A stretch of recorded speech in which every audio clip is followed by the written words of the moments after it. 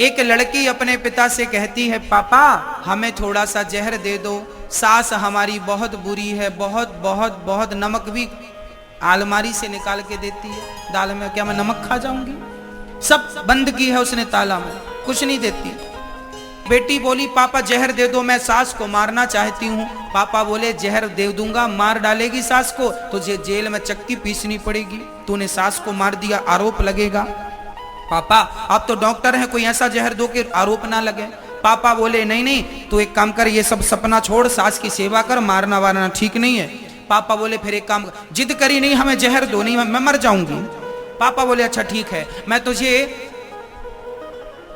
1 महीने की खुराक देता हूं, मैं तुझे 1 महीने की 30 पुड़िया देता हूं जहर की, तो रोज दाल में 1-1 पुड़िया डाला कर इकट्ठा जहर देगी तो सास मर जाएगी, फिर तुझ प्यारो, और धीरे धीरे मरेगी तू। उसके मरने के बाद यदि पोस्टमार्टम भी हुआ तो रिपोर्ट नहीं आएगी तेरे खिलाफ, जहर का नहीं आएगा, मैं डॉक्टर हूं, समझता हूं। अब लड़की अपनी झोले में 30 पुड़िया लेके चली, सास की दाल में रोज 1 पुड़िया डाल देती, और पिता ने यह कहा है कि 1 महीने तक तुझे सास की खूब सेवा करनी है, ताकि लोगों को लगे कि ये तो बहुत सेवा करती थी, ये थोड़ी जहर दे के मारेगी, तुझे विश्वास जीतना होगा। बहू ने भी कहा, कोई बात नहीं पापा, ठीक है, 1 महीने की बात है, मैं सहन कर लूंगी, 1 महीने बाद तो मर ही जाएगी ना, झंझट खत्म। अब वो वाई पुड़िया लेके दाल में पुड़िया मिलाए और सास की खूब सेवा करने लगी। रात को पांव दबाती है, सास की थाली धुलती है, सास के कपड़े धुलती है, सास की हर बात मानती है। सास को लगा मेरी बहू को क्या हो गया, बात अभी तक तो बिल्कुल नहीं मानती थी, अब तो बहुत बात मानने लगी। अब तो सास ना, जब सास का उसने सम्मान किया, पांव, अच्छा सास को पता नहीं कि ये पुड़िया मिला रही है, सास को लगा इसका स्वभाव बदल गया, भगवान की कृपा हो गई। अब सास बोली, मेरी बहू बहुत अच्छी है। अभी तक बहू पड़ोसन के घर जाके सास बुराई करती थी, मेरी बहू बहुत बुरी है बहुत, पर अब जा जाके बोलती मेरी बहू बहुत अच्छी हो गई, भगवान मेरी बहू जैसी सबको बहू दे। अब तो गाना गाने लगी सास, मेरी बहू बहुत अच्छी है, पांव दबाती है, बढ़िया भोजन कराती है, बढ़िया सम्मान करती है, थाली धुलती है, कपड़े धुलती है, बढ़िया प्रेस करती रहती है मेरी साड़ी पर। अब तो सास गदगद। एक दिन सास ने बहू को बुलाया, यहाँ आओ, ये जरा चाबी तुम रख लो बेटा, अब तुम समझदार हो गई हो, जिम्मेदार हो गई हो, और तिजोरी में सुनो 2.5 ग्राम सोना रखा है, मैंने जेवर बनवाए थे, सब तेरे लिए, ये सब तेरा है, सब तेरा, चाबियां दे दी। अब तो बहू ने भी कहा, राम राम, क्या हुआ, मैं तो जहर दे के इसको मार रही हूं और ये तो महारानी ठीक ठीक बात कर रही है, आप अच्छे बनी है ना।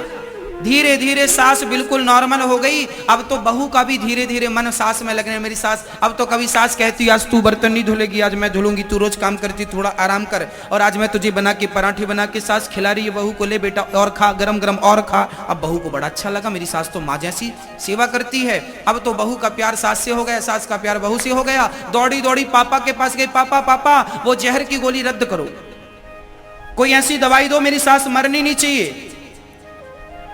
क्यों?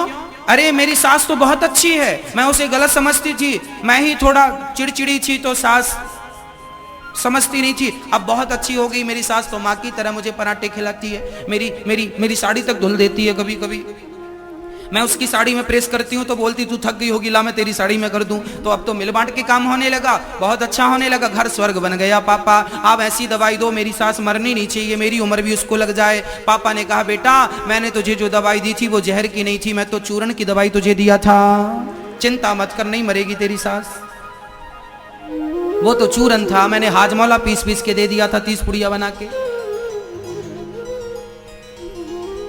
क्यों बदल गई सास? क्योंकि बहू बदल गई। हम सोचते हैं तुम हमारे साथ अच्छा व्यवहार करो, भाई वो अच्छा व्यवहार नहीं करेगा, तुम शुरू करो ना, आप अच्छे बनो, सब अपने आप अच्छे हो जाएंगे।